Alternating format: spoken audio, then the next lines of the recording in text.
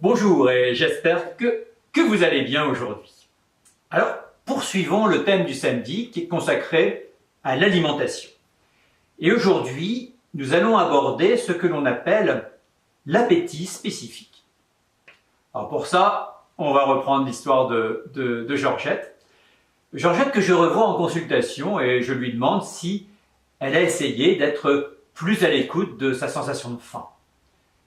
Et elle me répond qu'elle fait des efforts et qu'elle se sert finalement moins. Je la félicite pour ses efforts et je lui propose le jour de la consultation de travailler sur la conception du repas car Georgette reste assez enfermée sur les règles diététiques.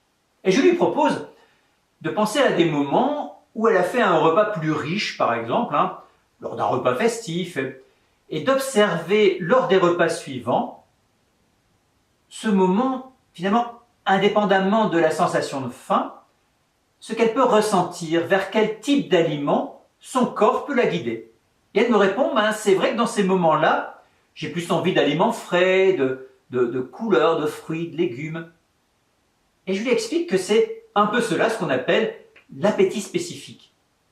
C'est finalement quand notre corps nous guide vers un type d'aliment plutôt qu'un autre. Alors bien sûr, cela va reposer sur la confiance que l'on peut faire à son corps. En fait, l'appétit spécifique résulte finalement d'une incroyable capacité du corps à mémoriser. Mémoriser ce qu'un aliment peut apporter au corps. Et vous savez que depuis notre enfance, les diverses expériences que nous avons pu faire avec les aliments conduisent à des apprentissages. En fait, notre corps va mémoriser l'impact métabolique et nutritionnel d'un aliment. Il constitue une sorte de table de composition interne. Retrouver l'appétit spécifique, c'est permettre au corps de nous guider dans le choix d'un aliment. C'est retrouver finalement cette confiance-là. Ceci est différent des préférences ou des aversions alimentaires, autrement dit, des dégoûts que l'on peut avoir pour les aliments.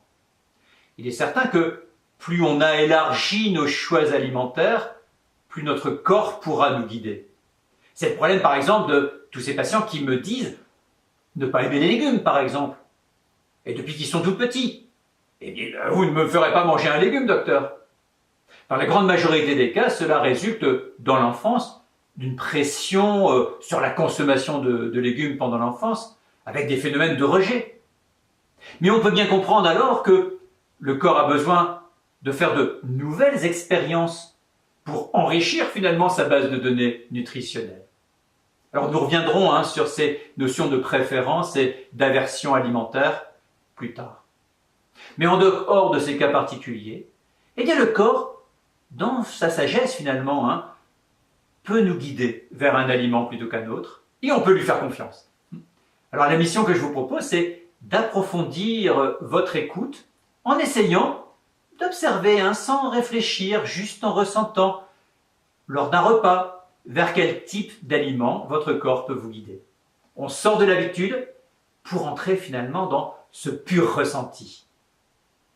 Allez, bonne continuation et moi je vous dis à demain.